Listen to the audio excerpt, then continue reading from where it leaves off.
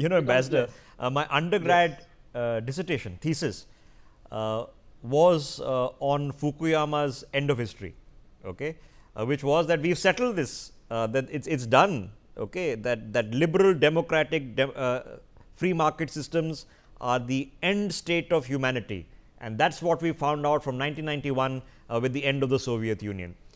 And I put that case study on China, that does this thesis apply to China, which was what I was writing my dissertation on, and did it? I don't know. Okay, I'll have to go back and read it, what arguments I was making.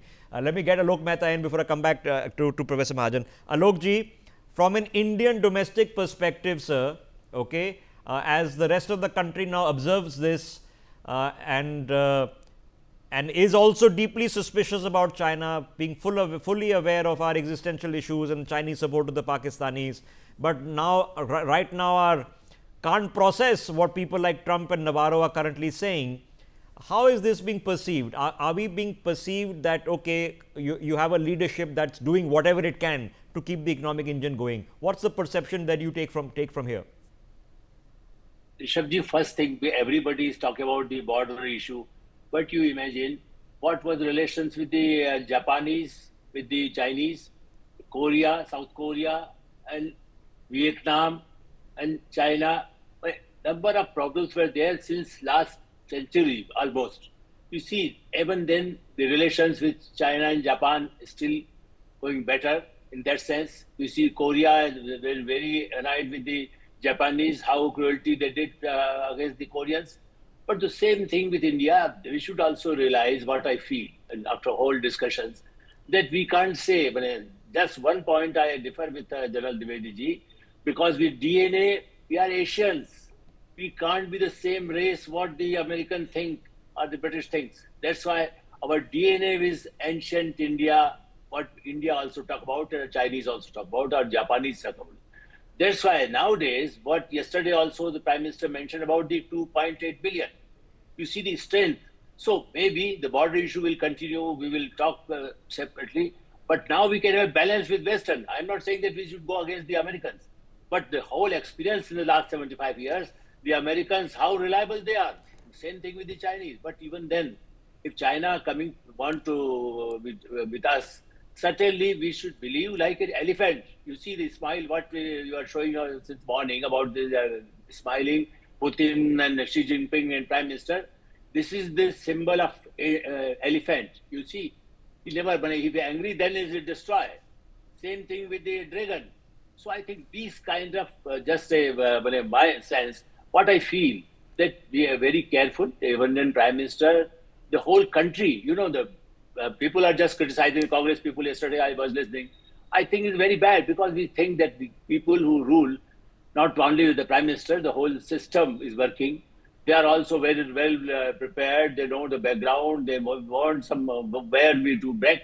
And that's why, not only the Trump, this is maybe is going for 3 years. Yesterday also I was talking about it. But afterwards, we need more friendly with Chinese. Maybe for terrorism, if they are saying, maybe one should believe that at least they will not give so much help to the Pakistan. I know. Okay, I won't believe much of that, Alok Mehta. Like I said, I won't want to switch off the lights and pack up on the LAC and beyond for sure. But there is going to be a global impact now. If there is an impact on the US economy, that hurts the world. Global trade disruptions hurt the world. They hurt Americans, they hurt Indians, they hurt the Chinese, they hurt everyone. Like I said, the entire system is based upon that global trade is a good idea, okay? And that tariffs need to be reasonable and balanced. And those conversations, as I've been mentioning, are legitimate. But now in India, where we are relying on our economic growth engine, and there are going to be factories that are shutting down, which are selling textiles, for example, to the US, and those factory owners will go out of business or will be lobbying government and saying that we are in trouble. Are we doing enough, both in our diplomacy, in figuring out alternative markets, in our internal systems, that we can say, all right, we've done our best to see past it? I think we are doing with the African countries, with Central Asia now, with this meeting, SCO. Remember yesterday how many people he met. I think this is the right time to have a more market in the other countries also, or in these Gulf countries. I think this, well, maybe not tomorrow it will happen, but certainly we will have a more market afterwards.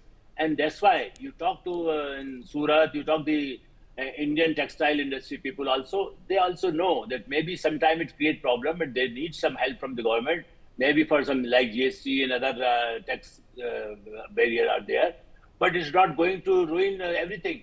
You see, they have also confidence. When I spoke to my very senior people, they are dealing with the textile, the associations and all. So I think we are not so much afraid. Maybe we are in the pressure. What happened in the COVID period? Nobody thought it. What happened earlier years also, when the sanctions were there from Americans. Yes. So I think there are some problems, but certainly we are capable, and the government is also trying to do the best for a small. Okay, you're absolutely right.